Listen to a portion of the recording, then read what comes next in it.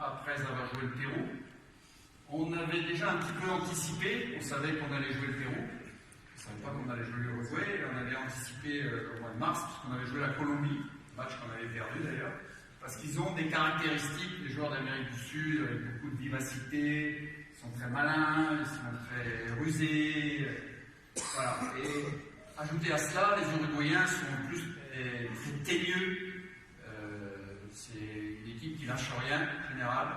Bon, il s'est trouvé que sur ce match-là, mis à part peut-être une ou deux frappes, on n'a pas été trop mis en danger. On a eu une grande possession de balle. Et puis on a mis un but par mi-temps. On verra tout à l'heure le but de Varane, qui est très important sur le plan de la complicité entre le tireur, on parlait des coups de pied arrêtés tout à l'heure, entre le tireur et le receveur. C'est vraiment, on vous montrerai tout ça en vidéo tout à l'heure. Et puis Antoine qui a marqué le deuxième but. Voilà, c'est un match où, sincèrement, il n'y a pas eu de crainte sur ce match-là. On a pris le dessus. La demi-finale est beaucoup plus compliquée pour nous, beaucoup plus compliquée. Pourquoi? Parce que la Belgique, c'est une très bonne équipe. Il y a de très bons joueurs en Belgique. Vous les voyez là, il y a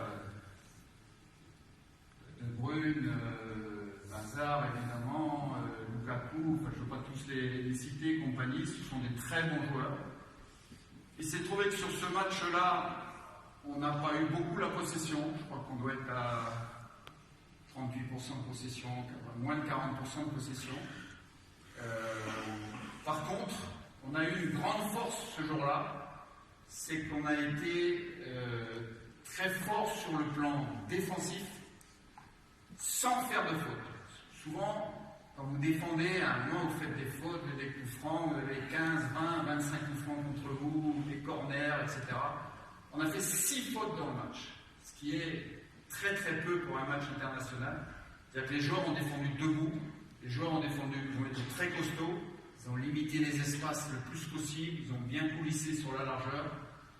Et, autre élément en plus, c'est que même si l'équipe de Belgique est une très bonne équipe, ils ont tiré 9 fois au but, les Belges, nous on a tiré 18 fois au but, en ayant eu moins de 40% de possession de balle. C'est-à-dire qu'on a été très chirurgical sur nos attaques. Et comme souvent, quand il y a deux équipes qui tiennent de très près, ça se joue à très peu de choses. Comme souvent, c'est un coup de pied arrêté qui fait la différence. On verra tout à l'heure en vidéo aussi. C'est une bonne complicité entre le tireur qui est Antoine Griezmann et le receveur qui est Umtiti. On voit ici la tête. Alors que Fellaini il fait 1m94, Umtiti il fait 1m82. Il y a 12 cm d'écart. Et il réussit tout de même à prendre le dessus. On a eu aussi Hugo Lloris qui a fait un arrêt exceptionnel ce jour-là sur une frappe.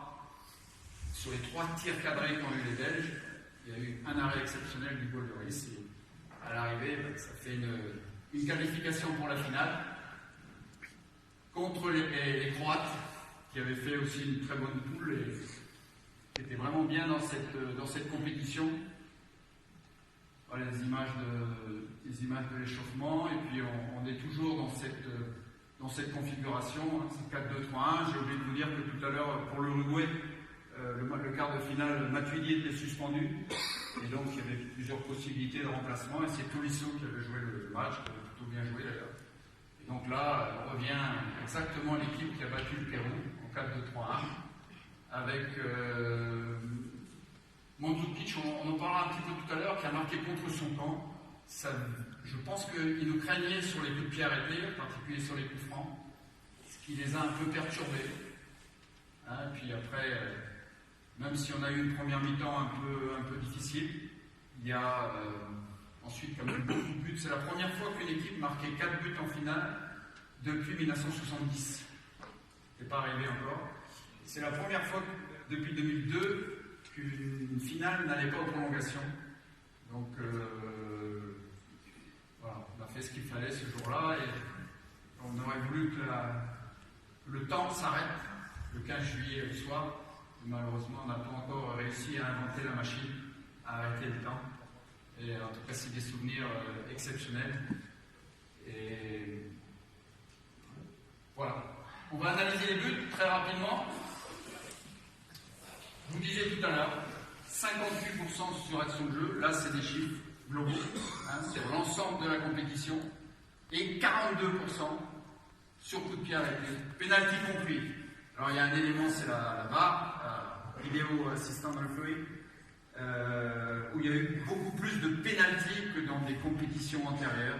Donc c'est vrai que ce chiffre-là, il est un peu augmenté quand même par rapport aux pénaltys qui ont été sifflés, surtout dans les matchs du premier tour, beaucoup plus que dans les matchs à élimination directe.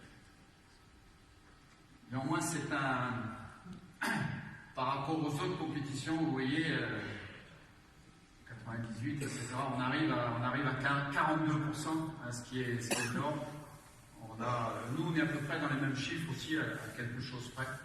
Donc c'était vraiment marquant sur cette compétition-là, d'avoir beaucoup de buts sur coup de pied arrêté. Et je répète, c'est pour ça qu'il faut beaucoup les travailler à l'entraînement. Si vous avez dans votre équipe un super tireur de coup franc, tant mieux, mais c'est quand même assez rare d'avoir un joueur qui est capable de mettre le ballon au-dessus du mur, suffisamment fort, et qu'il retombe au bon moment, etc. C'est pas fréquent.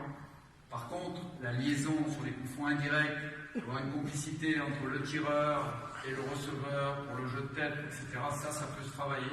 Sur les corners aussi, ça peut se travailler. Et les corners, le ballon, il arrive là, donc il ne peut rien se passer. Donc ça veut dire que ça se travaille. Les touches aussi, ça se travaille. Donc il faut passer du temps. Évidemment, on ne peut pas faire que ça, mais c'est un élément qui compte.